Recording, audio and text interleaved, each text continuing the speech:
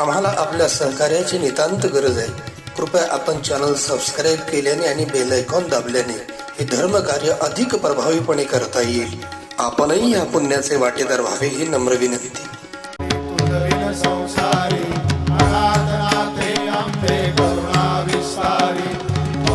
वारी जन्मा मरणाते वारी हरी पडलो आता संकट निवारी. जय देवी महिषासुरमर्दिनी हो दैत्यासुरमर्दिनी सुरवर ईश्वर वरदे तारक संजीवनी. जय देवी त्रिभुवन भुवनी पाहता तुझ ऐसे नाही. चारही समले परंतु न बोलले काही. सारी विवाद पडता पडलो प्रवाही. ते तू भक्ता लागे ते तू दासा लागे पावसी लवलाही. जय देवी महिषासुरमर्दिनी हो दैत्यासुरमर्दिनी सुरवर ईश्वर वरदे तारक संजीवनी. प्रसन्न वदने प्रसन्न होशी निजदाशा. क्लेशापासून सोडी दुःखापासून सोडी तोडी भवपाशा. तुझ वाचून कोण पुरविल आशा. नरहरी तल्लीन झाला पद पंकजलेशा. जय देवी महिषासुरमर्दिनी हो दैत्यासुरमर्दिनी सुरवर ईश्वर वरदे तारक संजीवनी. जय देवी कर्पूर गौरम करुणावतार संसार सारं भुजगेन्द्रहार. सदा वसन्तं हृदयारविन्दे भवं भवानी सहितं नमामि. हरे राम राम राम हरे हरे. हरे कृष्ण कृष्ण कृष्ण हरे हरे. राम राम हरे हरे. हरे कृष्ण कृष्ण हरे हरे. हरे कृष्ण कृष्ण हरे हरे. बोली आदिशक्ति जगज्जनी भगवती जगदम्बा परम्बा तुळजा भवानी माता की जय.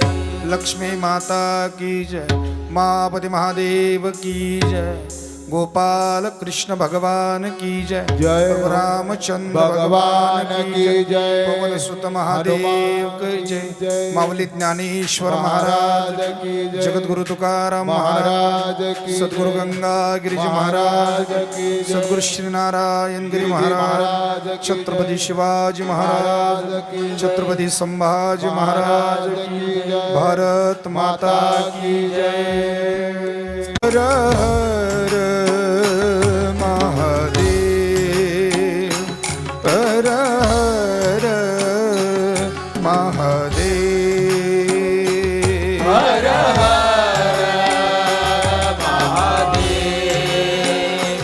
महादेव.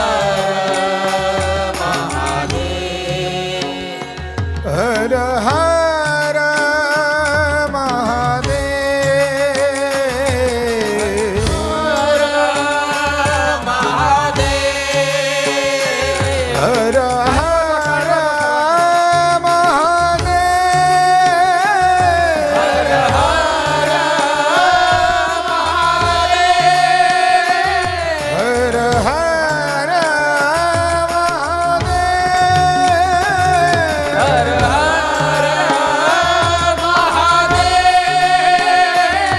हर हर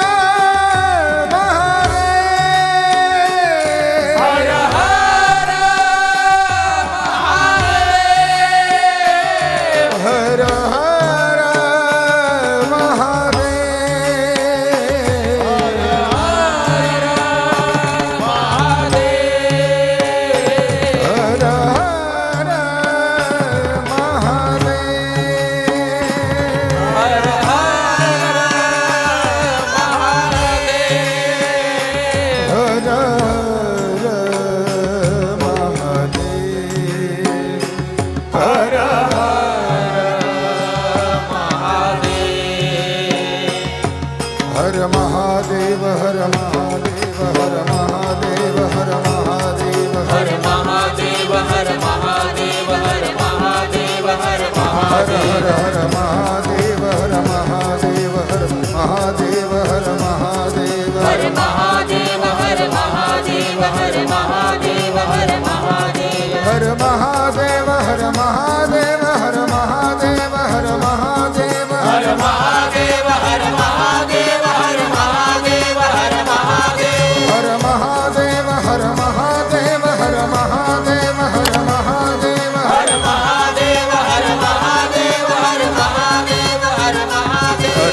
महादेव हर महादेव हर महादेव हर महादेव हर महादेव हर महादेव हर महादेव हर हर हर हर हर हर हर हर महादेव हर महादेव हर महादेव हर महादेव हर महादेव हर महादेव प्रौढ प्रताप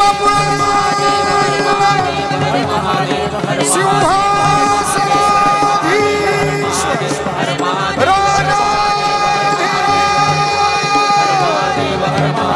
श्रीमान श्री श्री श्री छत्रपति शिवाजी महाराज की जय भवानी शिव हर हर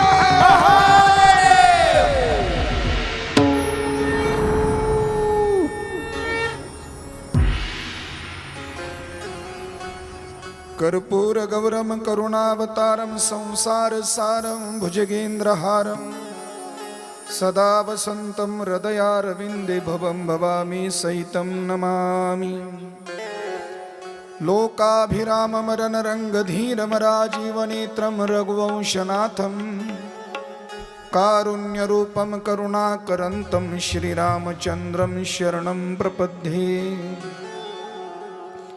वंशी विभूषितकरान्नवनीरदाभान् पीताम्बरादरुणबिन्वफलाधरोष्टा पूर्णेन्दुसुन्दरमुखादरविन्दनेत्रात् कृष्णात् परं किमपि तत्त्वमहं न जाने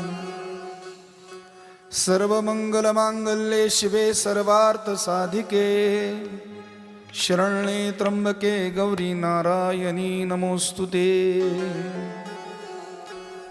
मनोजवं मारुततुल्यवेगं जितेन्द्रियं बुद्धिमतां वरिष्ठं वातात्मजं वानरयूथमुख्यं श्रीरामदूतं शरणं प्रपद्ये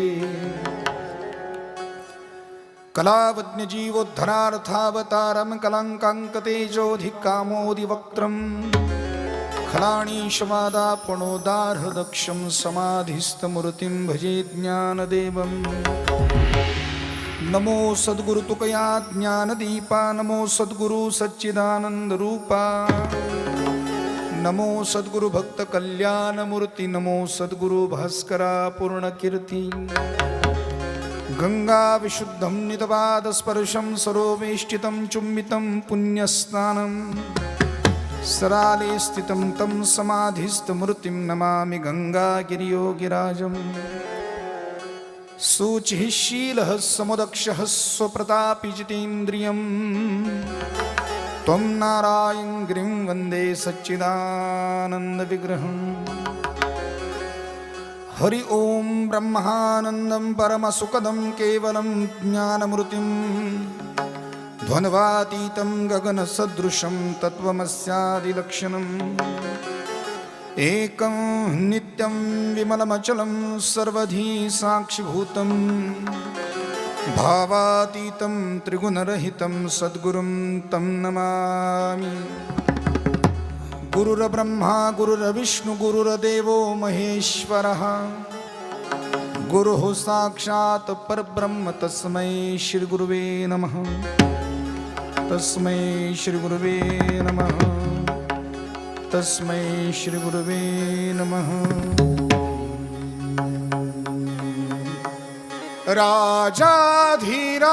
राजाधीराज महाराज राजाधीराज महाराज राजाधीराज महाराज राजाधीराज महाराज राजाधीराज महाराज राजाधीराज महाराज राजाधीराज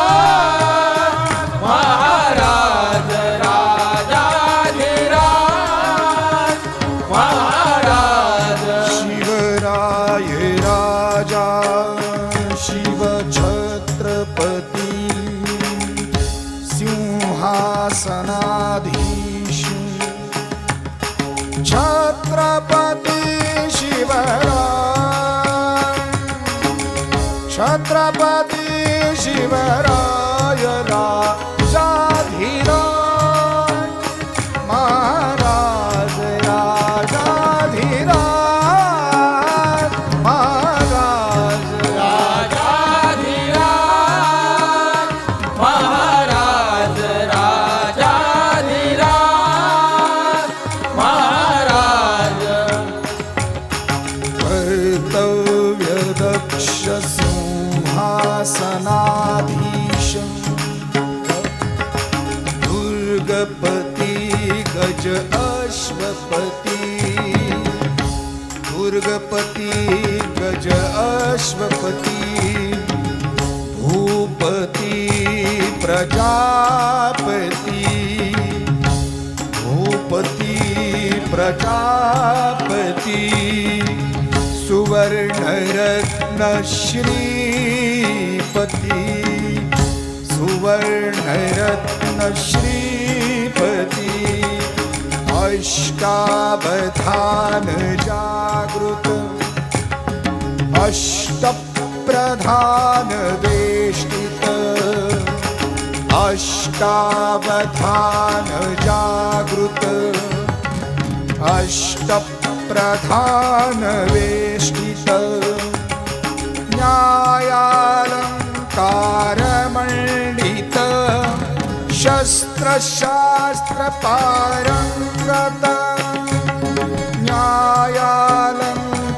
न्यायालंकारमण्डित शस्त्रशास्त्र पारंगत राजनीति धुरंधर प्रौढ प्रताप पुरंदर राजनीति धुरंधर प्रौढ प्रताप पुरंदर छत्रपती शिवराय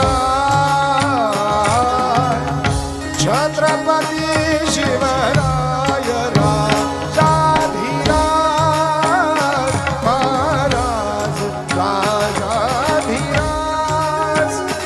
महाराज राजाधिराज महाराज राजाधिराज महाराज शिवराया राजा शिव छत्रपती कर्तव्य दक्ष सिंहासनाधीश छत्रपती शिवराय छत्रपती शिवराय राजाधिराज महाराज राजे आपण फार चांगली कुस्ती खेळता ऐकून आम्ही आमच्या दरबारातही मल्लेत पण खेळता का काय कुस्ती कडाडला छावा औरंगजेबाच्या नजरेत नजर घालून संभाजी राजे म्हटले मी फक्त माझ्या बरोबरीच्या पहिलवाना बरोबरच कुस्ती खेळतो तुमच्या दरबारात माझ्या बरोबरीचा एकही पहिलवान नाही पण कदाचित ही कुस्ती रंगणार होती पुन्हा एकदा औरंगजेबाच्या बरोबर कारण हा सह्याद्रीचा छावा पुन्हा एकदा झुंजणार होता औरंग्याबरोबर आणि त्याला महाराष्ट्रात आणून त्याची कबर महाराष्ट्रात खोदणार होता हा सह्याद्रीचा छावा शिवछत्रपती शंभो राजा पडलीच पाहिजे टाळी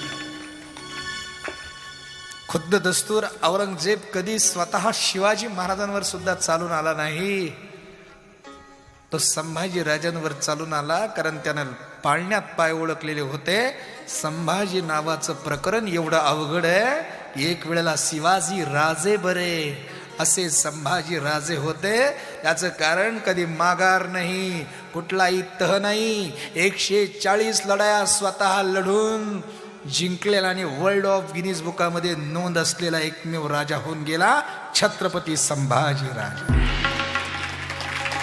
आणि म्हणून स्वराज्यासाठी लढावं कसं हे शिवराजांनी शिकवलं आणि स्वराज्यासाठी मरावं कसं हे संभाजी राजांनी शिकवलं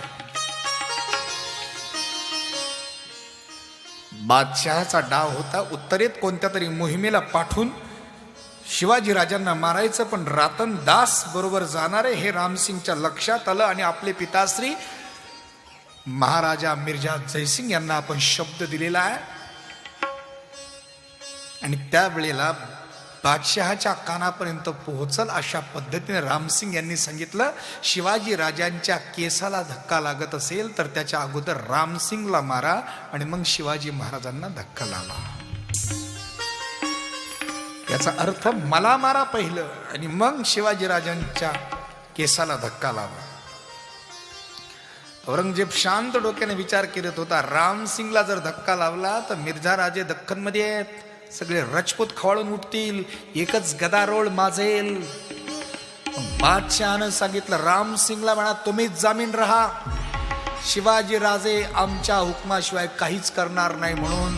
आणि रामसिंग यांची मनस्थिती शिवाजी महाराजांना समजली आणि महाराज यांनी रामसिंग यांचा हात धरला आणि देवघराच्या समोर नेऊन तुळशी पत्र हातात घेऊन सांगितलं, तुम्ही निसंकोचपणे जामीन व्हा. मी तुमच्यावर संकट येईल असं कुठलंही कृत्य करणार नाही, माझ्याकडून ते घडणार नाही. आणि रामसिंग जामीन झाले. उत्तरेवरची मोहीम थांबवली रामसिंग चिडल्यामुळे. आणि आता महाराजांना अलाहाबादचा किल्ला, त्या किल्ल्यात रवाना करायचं, तिथेच खितपून खितपून मारायचं. आणि फौलाद खानला औरंगजेबानं आदेश फरमावला की शिवाजी राजेंना नजर कैद करा. महाराज अडकले, महाराज नजर कैदेत पडले. महाराजांची रवानगी केली जाणार होते, पण येणाऱ्या जाणाऱ्या भेटणाऱ्या सरदारांना महाराज बोलतच होते की बादशाह दगाबाजच आहे, मला मारणारच आहे. पण महाराजांनी तिकडे जाण्याच्या अगोदरच आपल्या डोक्यातला डाव आखला. महाराज आजारी पडले आणि महाराजांना आजारातून बाहेर पाडण्याकरता हकीम वैद्य येऊ लागले. महाराज सारखे झोपूनच घेत होते, महाराजांचं डोकंच दुखत होतं, महाराजांना खूप त्रास होत होता, महाराजांना जागून उठताही येत नव्हतं, महाराज खूप आजारी पडले होते. हकीम वैद्य उपचार करत होते, औषधं दिले जात होते, पण महाराजांना बरं लागत नव्हतं. कसं बरं लागल? जो आजारीच पडला नव्हता तो जर मनानेच आजारी पडलेला आहे तर त्याला कसं बरं लागल? बरेच दिवस उपचार सुरू होता. बादशहाकडे एक पत्र पाठवलं, सांगितलं की मला हकीम वैद्य यांच्या उपचारानं बरं लागत नाही, थोडीशी जर गोरगरिबांची दुआ घेतली, त्यांच्यामध्ये जर मी मिठाई वाटली, काही दान धर्म केला तर त्या पुण्यातून तरी मला बरं लागेल, म्हणून मिठाई वाटण्याची मला परवानगी द्यावी. रामसिंग नेहमी भेटतच होते आणि त्यांनी सांगितलं, रामसिंग यांना आता काहीही करा, पण तुम्ही झालेले जामीन पत्र माघार घ्या. आणि तशी अर्ज रामसिंग यांनी बादशहाकडे केली.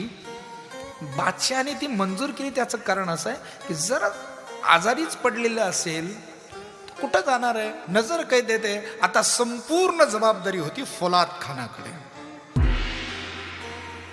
औषधं आणायला जाणारी आणि औषधं घेऊन येणारी यांची सुद्धा कसून चौकशी केली जात होती, तपासणी केली जात होती. मिठाईचे पेटारे आतमध्ये येत होते, महाराज पडल्या पडल्या हात लावत होते, पेटारे बाहेर जात होते. ते साधू, संन्याशी, बैरागी, मुल्ला, मौलवी, गोर, गरीब जनतेमध्ये त्या मिठाई वाटली जात होती. जाता येता ती मिठाई त्या पेटाऱ्यामध्ये हात घालून ही मुघली सैनिक सुद्धा खात होती. ती मिठाई खाताना त्यांना गोड लागत होती, पण त्यांना काय माहीत ही मिठाई एक दिवस फार कडू लागणार आहे. महाराज आजारी पडलेले होते. एक एक दिवस जात होता. 9 वर्षाचे संभाजीराजे त्यावेळेला महाराजांच्या बरोबर होते. महाराजांनी बादशाला एक विनंती केली. विनंती अशी होती की माझ्या बरोबर आलेले जेवढे काही सैनिक आहेत, सरदार आहेत, जवळजवळ 100-300 लोक तर होते, 100-200, यांना परत जाऊन द्यावं. आणि बादशालाही बरंच वाटलं की जी माणसं जास्तीत जास्त बरोबर आहे ती संरक्षणाकरता असल्यामुळे आपल्या इथे अडचणीच आहे, जातच असतील तर काहीच हरकत नाही, निवडक माणसं ठेवली. मग आता बादशहाची परवानगी मिळाल्यानंतर ती माणसं गेली पण ती गेलीच नाही, ती वेषांतर करून पुढच्या तयारीला लागली. ते तिथंच वेषांतर करून पुढची सर्व तयारी करत होती. मग राजे पेटाऱ्यात बसून येतील, मग ते उतरतील कुठं, जवळपास घोड्याची तयारी झाली पाहिजे. आग्र्यावरनं महाराजांना मथुरेला जावं लागणार, मथुरेहून महाराज निघणार, पुढे कसे जाणार, ह्या सर्व तयारी करता ती गेलेली माणसं कामाला लागलेली होती. ती फक्त रेकॉर्डली गेलेली होती, पण तशी ती वेषांतर करून आग्र्यातच होती. पेटारे येत होते, पेटारे जात होते, तपासणी केली जात होती. असे काही दिवस जाऊन दिले आणि एक दिवस मदारी मेहतर जो महाराजांचा सेवेकरी होता, त्या मदारी मेहतरला हिरोजी फर्जनला महाराजांनी सांगितलं की आज आम्ही जाणार. हिरोजी फर्जन आपण आमच्या जागेवर झोपायचं. आणि नेहमीप्रमाणे महाराजांवर चादर टाकणे, ती काटणे, महाराजांचे पाय चेपणे, ही सर्व कामं मदारी मेहतर करत होता. आणि महाराजांच्या उजव्या हातामध्ये सोन्याचं कडं होतं. महाराजांनी ते सोन्याचं कडं हिरोजी फर्जनच्या हातात घातलं. सांगितलं आता तुम्ही शिवाजी राजे. आणि झोपल्यानंतर ते उजवं कडं असं हाताचं बाहेर काढून ठेवलं की बाहेरून जर आत डोकावलं तर शिवाजी महाराज आहेत, उजवं कडं सोन्याच्या हातात आहे. महाराज पेटारे आल्याबरोबर झटकन उठून उभे राहिले. आजारपणही गेलं. एका पेटाऱ्यात महाराज, एका पेटाऱ्यात शंभूराजे बसले. पेटाऱ्याला झाकणं पडली आणि आलेले 3-4 पेटारे नेहमीप्रमाणे निघाले.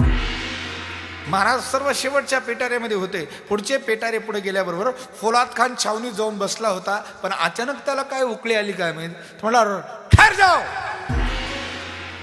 सप्पशिरी अंगावर काटा उभा राहिला. फौलाद खान आला आणि त्याच्यात हात घालून बघू लागला, याच्यात मिठाईचे का काय. त्यावेळेला काळजात धस्स झाला आतमधल्या लोकांच्या. महाराज जर सापडले तर ही साधी गोष्ट नव्हती. 1000 मैल 500 कोस मुघलिया सल्तनतचा बेताज बादशाह, आशिया खंडातलं सर्वात मोठं साम्राज्य असलेला औरंगजेब, त्याच्या आग्र्याच्या कैदेतून महाराज पळून चालले होते. हा पोर खेळ नव्हता.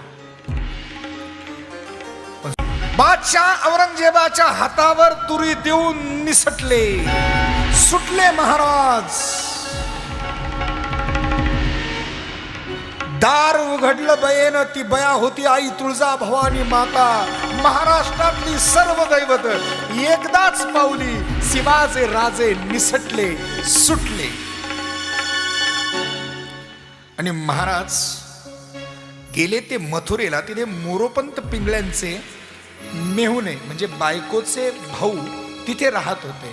त्यांच्या सासूबाई सुद्धा तिथे होत्या. संभाजी महाराजांना त्यांनी तिथे ठेवलं. त्याचं कारण असं होतं की महाराज ज्या वेळेला आग्र्यावरून राजगडाच्या दिशेने निघणार आहेत त्यावेळेला जे पळून गेलेले, त्या पळून गेलेल्यांमध्ये एक लहान मुलगा आहे. ही प्रचंड मोठी खून होती. आणि या लहान मुलावरून शिवाजी महाराज हेच आहेत हे ओळखले गेले असते. कारण शिवाजी राजे जे गेलेत त्यांच्याबरोबर 9 वर्षाचा मुलगा आहे. आणि म्हणून संभाजी राजांना सुरक्षित परत माघारून घेऊन यावं हा विचार शिवाजी महाराजांनी केला. आणि महाराजांनी संभाजी महाराजांना तिथे ठेवलं आणि महाराज निघाले. अर्थात बाजी जेदे हे संभाजी महाराजांच्या बरोबर राजांनी तिथे ठेवले होते. पण एक थोडासा विचार करा, 9 वर्षाचे संभाजी महाराज आहे, म्हणजे आत्ताचं कितवीचं पोरग झालं? कितवीचं? तिसरीचं. तिसरीला कोण आहे रे? कोण आहे तिसरीला? तू आहे का? उठून उभा आहे, उठून उभा आहे. बस एवढे होते संभाजी महाराज. एक थोडा विचार मनामध्ये आणा. यदा कदाचित शिवाजी महाराज निघाले, बस खाली आता. शिवाजी महाराज निघाले त्यावेळेला फक्त डोळ्यात पाणी आणून संभाजीराजे एवढंच जरी म्हटले असते ना, आबासाहेब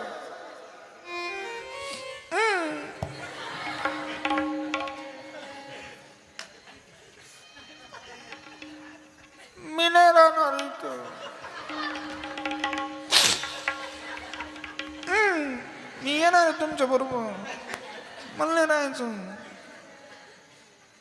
मला घेऊन चला, मला नाही राहायचं. असे 3-3, 4-4 वर्षाच्या पोरांचे अनुभव आम्हाला गुरुकुलात येतात. त्या आईबाबाच्या मागं लागतो, नाही मला राहायचं आहे बाबाकडं, माझ्याकडे पोट करून म्हणतो, याच्याकडे नाही राहायचं. आता मला त्याच्या आईबाबा देखत काहीच म्हणता येत नाही. म्हणलं दम बेटा तो आईबाप जाऊ दे, मग पाहत होतो ऐकून. एका पोरानं तर त्याच्या बापाला फोनवर सांगितलं, तो तुम्ही जर मला घ्यायला नाही आले ना, मी वरून उडी टाकून जीव देईन.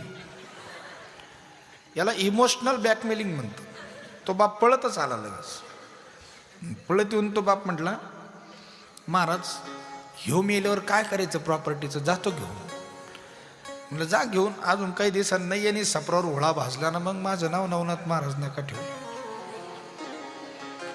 आपल्या फाजील लाडानं आपली मुलं बिघडली की जगातले सर्वात मोठे शत्रू आपणच. पहिले लक्षात ठेवा. लाड करू नये असं नाही, पण फाजील लाड करू नये. त्याचं एवढं प्रचंड प्रमाण वाढलं. पूर्वी 5-5 पोरं होते, 7-7 होती, हे की नाही? हा, आणि परिस्थिती जेमतेम होती, गरिबीची असायची, प्रत्येकाचीच होती. चप्पल माहीत नव्हती, 4थी पोत, पहिलीला इजर घेतली की तीच 4थी पोत होती. कायचे आले अंडरपॅन्ट इन, कायचे आले बनेल, कायच्या चपली, कायचे कमरेला बेल्ट, करगोट्यालाच काडी लावायची. औ कपडे कवा, ह्या दिवाळीची त्या दिवाळीला, बरोबर ना? सणावाराला कधीतरी आपले भजे कुरडई बोंड पाहायला मिळायचे. चपाती कधी गव्हाची पाहायला मिळत नव्हती. लय गरिबी होती. आणि ते भजे म्हणजे असे बोंड राहायचे निबार. पित्तीवर हाणले का टप्पा घेऊन मागे येणार. मी त्या भज्यांचं नावच टप्पा भजे ठेवलं होतं. टप्पा भजी. काय परिस्थिती होती. कमराला करगोट आणि त्याला काढी. भूक लागली का आट्टा वाढवायचा, जेवण झालं का आट्टा ढिल्ला करायचा. आणि त्या काळात टेलरही नव्हता, टेलरकडे टेपही नव्हता. जे टेलर आले होते नवीन नवीन त्यांच्याकडे टेप नव्हतं. त्यांनी फक्त पोरगा ट्याळला का बस वाढते अंगाची इजर शिवायची. ते सोसायटीत कापड यायचं भलं जाड खाक, खाकी चड्डीन पांढरा शर्ट. असे दिवस होते. त्याच्यामुळं गरिबी पाहिल्यामुळं प्रत्येकजण व्यवस्थित वागत राहिला. पण आत्ताच्या पोरांना गरिबीच माहीत नाही. तुम्ही 99 वेळेला एखादी वस्तू द्या आणि 100व्या वेळेला देऊ नका, ते तुमच्यावर दगड घेऊनच धावणार. पूर्वी जर बापाला पोरग म्हणलं मी जीव देतो, बाप म्हणायचं मी दगड बांधितो इरीत लोटवतो, मर तो गेला तर 4 हाय मला. पण आता फक्त हम दो हमारा एक. आणि आजी आजोबा म्हणतो भाऊ वानिकिनीचा हाणू नको, वानिकिनीचा तुला कुठंतरी लय दिले द्यावा ना. घे डोक्यावर बसून लाव कानात टिंब टिंब करायला. हे आजी आजोबा लय कारणीभूत आहे. नातू बिघडायला कारणीभूत बरं तुम्हाला सांगतो. हा विनोद नाही. आयुष्य उद्ध्वस्त होतं या पोरांचं. आणि आई सुद्धा बऱ्याच अंशानं जबाबदार आहे. पण एक आई मी बघितली होती, एक पोरका गुरुकुलातून फोन केला त्याने, ते म्हणलं आई मी पळून जाणार आहे. त्याची आई इतकी कडक होती, खरंच ती जिजाऊच असेल. ती म्हटली भाऊ तुझ्याकडे पैसे किती आहे? तो म्हणजे 200 रुपये. ती म्हणे मग मी बाबाला अजून 2000 द्यायला लावी, ते एवढ्या लांब जाय तिथून परत येऊच नको. त्या पोरांचे फोन ठेवला, कॉटवर जाऊन बसलं ना, अजून गेलं नाही ते. आणि त्याचा बाप मुळू रडायचा. लाड करू नये असं नाही, पण फाजील लाड करू नये. आणि त्याच्यापुढे सर्वात मोठी गोष्ट सांगतो मी तुम्हाला, हे जे अँड्रॉइड सिस्टीमचे मोबाईल हातात पडले, याच्यामुळे 18 ते 22 वर्ष वयोगटातील तरुण इंटरनेटच्या गुगलच्या ज्या वेबसाईट्स आहेत त्या वेबसाईटमध्ये अश्लील चित्र प्रदर्शित करणाऱ्या वेबसाईट पाहणाऱ्यांमध्ये त्या मुलांचा सर्वात जास्त भरणा आहे. आणि म्हणून अल्पवयीन मुलंच हे विनयभंगाच्या प्रकरणामध्ये सापडतात. म्हणून जाता जाता एकच सांगेन मी, त्यांच्या हातात तुम्ही मोबाईल देण्याच्या ऐवजी पखवाज द्या. त्यांच्या हातामध्ये तुम्ही तबला द्या, त्यांच्या हातामध्ये तुम्ही हार्मोनियम द्या, त्यांच्या हातामध्ये तुम्ही एखादा ग्रंथ द्या. करमणूक याने पण होते ना, पण कमी वयामध्ये जो फाजीलपणा सुरू आहे त्यानं दुसरं पुढं काहीच नाही. तुमचं कुटुंब उद्ध्वस्त होणार आहे. एक सांगू का तुम्हाला, तुम्ही किती कमवून ठेवलं, पोरं जर बिघडले ना, एका दिवसात वाटोळ करतील सगळं. आणि तुम्ही जर पोरांवर चांगले संस्कार केले, काहीच कमवून नाही ठेवलं ना, तर त्यांच्यावर चांगले संस्कार केलं ना, तेच त्यांचं कमवून चांगलं खाणार आहेत. मग आपल्याला करायची काय गरज आहे? म्हणून करायचे असेल, कमवायचे असेल तर चांगले संस्कार कमवून ते मुलांना द्या. अन्यथा म्हातारपणाला बापासाठी सर्वात मोठं दुःख ते संभाजी महाराजांना ठेवलं आणि महाराज साधूच्या वेशामध्ये ही गोसाव्या बैराग्याची टोळी नेमकी कोणत्या कोणत्या वाटानं आली, कुठं मुक्काम केला काहीच माहीत नाही. पण महाराज राजगडावर आले आणि त्यांनी एक गंमत करायची ठरवली. ती गंमत अशी होती की जिजाऊ आऊसाहेबांना सांगायचंच नाही की आपण आलोय म्हणून. त्यांनी एक गंमत केली आणि प्रहारेकरांना सांगितलं की महाराजांची आई मोठी पुण्यशील आहे म्हणे, साधू संतांचा सत्कार करते. आम्ही साधू आहोत, संन्यासी आहोत, आम्हालाही काही दान दक्षिणा मिळेल. आणि त्यांना आतमध्ये जायला परवानगी मिळाली. महाराज हे शिष्य झाले होते, कारण ते जर गुरु झाले असते तर आल्या आल्या जिजाऊ आऊसाहेब पाया पडले असते. मग आईनं पाया पडायचं का? यापेक्षा महाराजांनी निराजी रावजींना गुरु केलं आणि महाराज शिष्य झाले. आणि ही गोसाव्या बैरावीची भगव्या कपड्याच्या वेशात असलेली आता दंड रुद्राक्षांच्या माळा राजमहालामध्ये घुसले. आणि आतमध्ये घुसल्यानंतर जिजाऊ आऊसाहेब आल्या. त्या साधू संतांच्या पाया पडायचं म्हणून निराजीरावजींच्या पाया पडल्या. आणि त्यांच्या शेजारी बसलेल्या शिवाजी महाराजांच्या पाया पडायला लागल्याबरोबर राजे उठले आणि जिजाऊ आऊसाहेबांना कडकडून मिठी मारली. आणि महाराजांच्या तोंडातून उद्गार निघाले, आऊसाहेब. जिजाऊ आऊसाहेबांचं अंतःकरण काय म्हटलं असेल, कारण 1000 मैलावर असलेल्या लेकराकरता या घारीचे डोळे लागून बसलेले होते. ते वयोवृद्ध डोळे तिच्या नातवा करता, तिच्या लेकरा करता, आणि फक्त शिवाजी राजांकरताच नाही, गेलेल्या प्रत्येक माणसांकरता जिजाऊ आऊसाहेबांचा जीव गुंतलेला होता. आणि डोक्यावरून हात फिरवला, आवाज तर ओळखीचा वाटतो, आणि उजव्या बाजूला पडलेली खोप हाताला लागली. शिवबा. जिजाऊ आऊसाहेबांनी कडकडून मिठी मारली. आणि जणू काय सह्याद्रीच्या तोफा आग्र्याच्या दिशेनं तोंड करून औरंगजेबाला सांगत होत्या, आला आला गरुड त्याच्या घरट्यामध्ये आला. गरुड त्याच्या घरट्यामध्ये आला आणि पुन्हा एकदा झडप घालून स्वराज्य जिंकण्याकरता आला.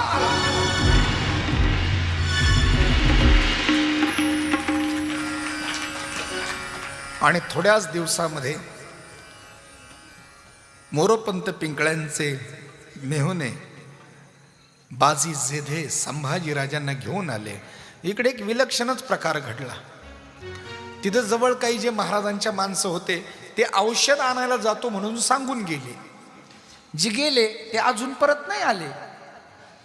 मदारी मेहतर आणि हिरोजी फर्जन झोपलेले होते. त्यांच्या उजव्या हातात सोन्याचं कडं होतं आणि मदारी मेहतर पाय दाबत होता. नंतर तेही उठले. त्यांनी काय केलं, महाराजांच्या त्या झोपलेल्या जागेवर लोट ठेवले, त्याच्यावर पांघरून टाकलं आणि पायाजवळ पायतन उभी ठेवली. आणि ते दोघंही गेले.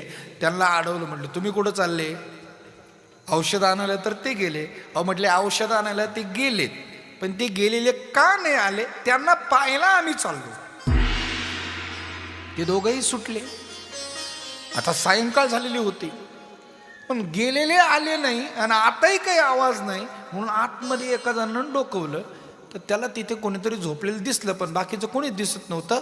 पण त्याचा विचार मनामध्ये असा आला की आता रात्रीचे प्रहारेकरी येतील, जर आपण इथे उचापात केली, आपल्या काळात प्रकरण घडल्यानं आपल्याला शेकल, त्याच्यापेक्षा पुढचे बातील.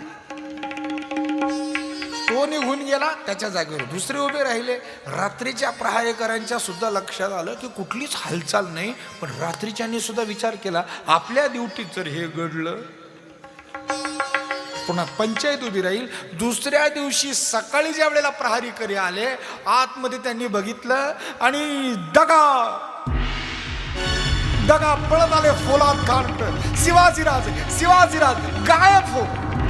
फोलाद खान पळतच आला. त्याने पाहिलं, चटकन चादर ओढली. चादर ओढल्यानंतर पाहत होतो काय, जोडे पायताना पडलेली, जवळ लोण आथवलेली. अल्लाह, तो पळतच गेला रामसिंगकडे.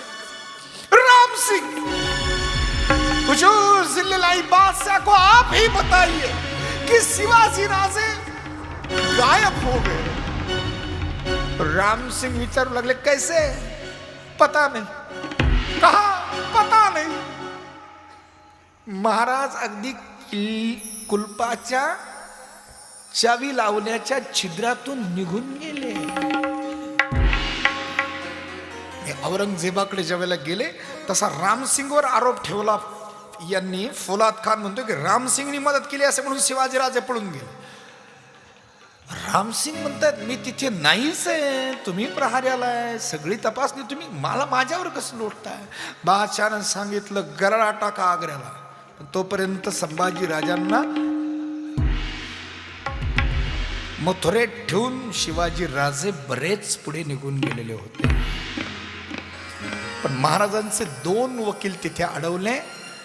20 ऑगस्ट 1666 म्हणजे महाराज 17 ऑगस्ट 1666 श्रावण वद्य द्वादशी, जे गोकुळ अष्टमी झाल्यानंतर बरोबर 3 दिवसांनी महाराज आग्र्याच्या कैदेतून निसटले. आणि 20 ऑगस्टला म्हणजे नंतर 3 दिवसांनी महाराजांचे 2 वकील मात्र फौलाद खानला सापडले. त्यांनी प्रचंड हाल केली त्यांची. बताओ शिवाजी राजे का कैसे गए, किधर है? प्रचंड यातना, त्रास दिला जात होता. पण त्यांना माहिती नसेल किंवा असेल तरीही त्यांनी बातमी बाहेर जाऊ दिली नाही. आपली माणसं, मी सांगितलं ना, हा विचारच महाराजांच्या जिव्हाळ्याचा होता. आणि महाराजांनी बादशहा औरंगजेबाला पत्र पाठवलं. त्या पत्रामध्ये त्याने लिहिलं की मी आपल्याला न सांगता निघून आलो, त्याबद्दल क्षमस्व. परंतु मी केलेला पुरंदरचा तह व्यवस्थित पाळणार आहे. तेवढे माझे 2 वकील जे अडकले, ज्यांना कैद केलंय, त्यांना सोडून देण्यात यावं. आणि बादशहानं ते मान्य केलं. त्याचं कारण महाराज पुरंदरचा तह मानणार होते म्हणून.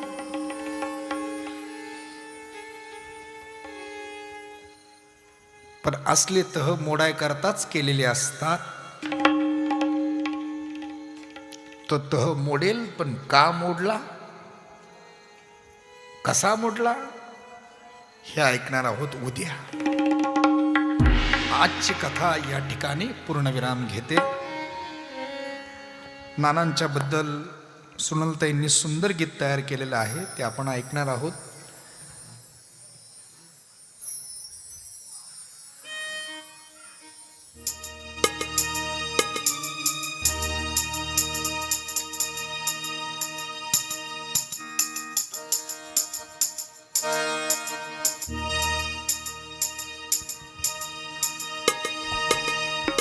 नानांची ऐका कहाणी,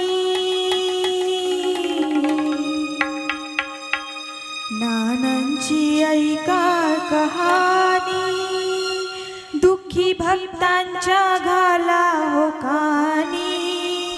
नाना ज्ञानी असोनी परमात्मा, दुःखी भक्तांची हाक त्यांनी